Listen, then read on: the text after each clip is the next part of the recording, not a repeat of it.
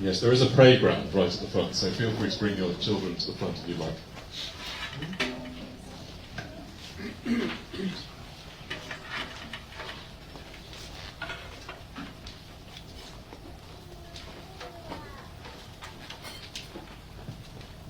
Good morning. Good morning. Good morning. So, everywhere I've lived, people, oh, sorry, you may be seated. Grab that part, or you can stand up. It's fine. Don't worry, it won't be long. Everywhere I've lived, people have assigned a kind of symbolism to grass. In hot, dry Texas, a green lawn was a sign that someone cared, that they wanted to make their home something nice to look at. Should I take the other microphone? Maybe. There can be a little temperamental.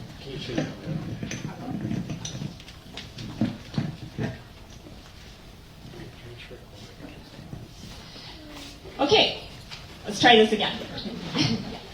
So, in hot, dry Texas, a green lawn was a sign that someone cared, that they wanted to make their home something nice to look at, and maybe even that they wanted to appear inviting or neighborly.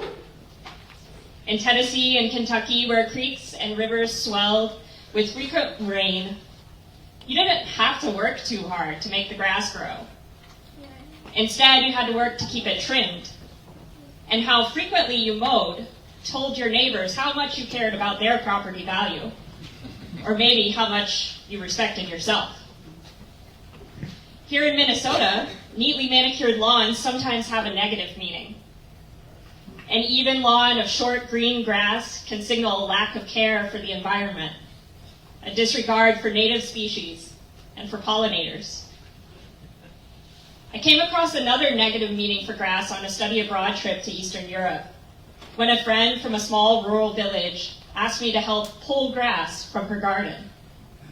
I knew about pulling weeds, but I didn't understand why we want to pull grass. My friend had to explain that grass was inedible and took up valuable garden space. So instead of something to be proud of, I learned that a lawn of grass could be a sign someone had been too lazy to plant food, or at least sunflowers. Like a grassy lawn in the present day, Jesus' parable in today's gospel reading has taken on many meanings, as it has passed through diverse hearts and minds and cultures throughout church history. And that is even despite the explanation that Jesus gives to his disciples. So how do we choose the right meaning? Is there one meaning that is truer or more correct than the others? How do I, speaking to you today, choose a meaning to preach about? I've been thinking a lot about this question as I prepared to give this sermon. And I've become convinced that the question of which meaning is true is likely irrelevant here. That's just not how parables work. We cannot say that a reaper is literally an angel, or that children are seeds, any more than we can say that a human is salt and light, or that a tree is a poem, or that life is a box of chocolates. Like all these sayings, Jesus' parables exist to give us some wisdom, some hope and comfort about the true state of things, and to help us understand, especially when our view of God and his kingdom is obscured by the clouds of injustice and hardship that surround us. So rather than asking whether an interpretation is true, what we can evaluate is its outcome, or its fruit, as Jesus terms it. The question becomes, does this way of reading help me see God and his kingdom more clearly? Does it help me live out my faith more fully? Does it inspire me to love the Lord my God? Does it give me strength to love my neighbor? In the hellfire and brimstone preaching of fundamentalism, the primary meaning drawn from this passage is that there is an immutable us versus them. weed versus wheat, and that God is a destroyer. This passage has been used to justify all kinds of violent acts against so-called non-believers. But maybe more insidiously, it sows fear in the hearts of God's children. Am I wheat or a weed? Will I be gathered safely into God's barn or burned in hell? This reading of the parable does not motivate anyone to love God or their neighbor, but only to turn inward towards fearful self-protection. This meaning does not fit with the rest of Jesus' teachings. It does not bear good fruit. So let's try again, this time with faith and with curiosity. What if this story was not told to help us determine our role as wheat or a weed? What if instead of being primarily about the end times, this passage can be read most faithfully as a lesson about Jesus' mission on earth?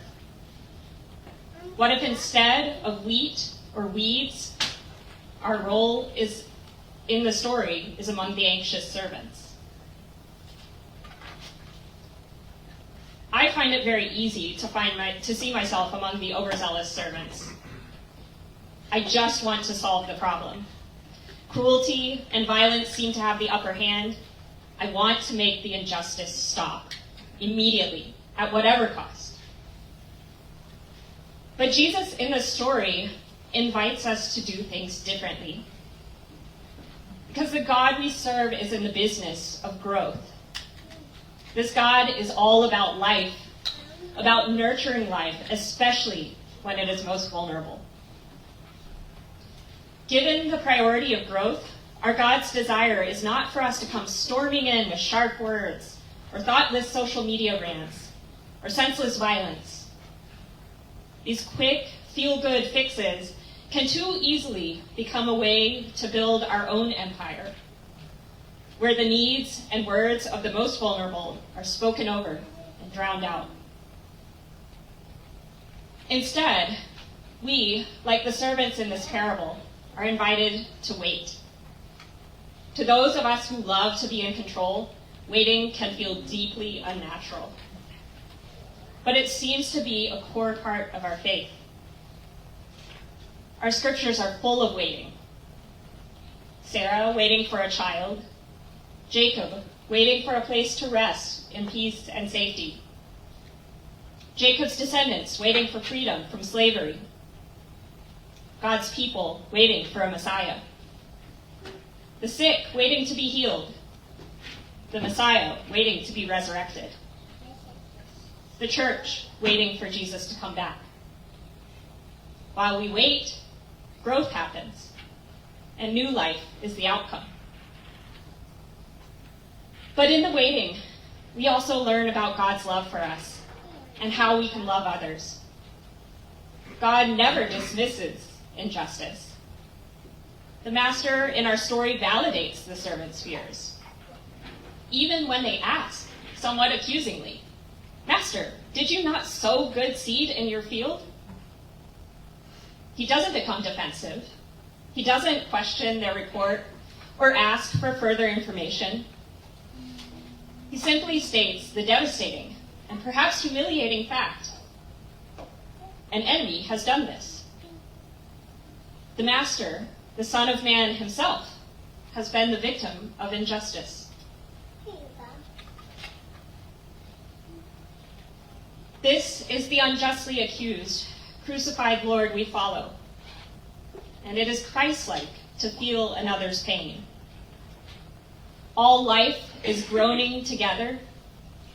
We feel the pain of life cut short, of children who don't grow old. We grieve when rights are violated. We weep alongside our most vulnerable neighbors when evil systems take away their safety. It is in this waiting, this groaning, amid the labor pains, that we see most clearly the needs of the most vulnerable. So if this is a story all about our lives on earth, about joining God in support of life and caring for the most vulnerable, Where does the part about the wheat being saved and the weeds being burned fit in? In my first sermon, I'm not going to attempt any theology of the end times. But I also don't believe that's what this passage is offering. Instead, I think this part of the story simply gives us hope in the waiting. Our reading in Romans concludes, "But if we hope for what we do not see, we wait for it with patience." Even in the parable's conclusion, we see God's commitment to the life of his children. The wheat that was protected in its vulnerability grows to nourish others. It will be honored, and evil does not threaten good forever.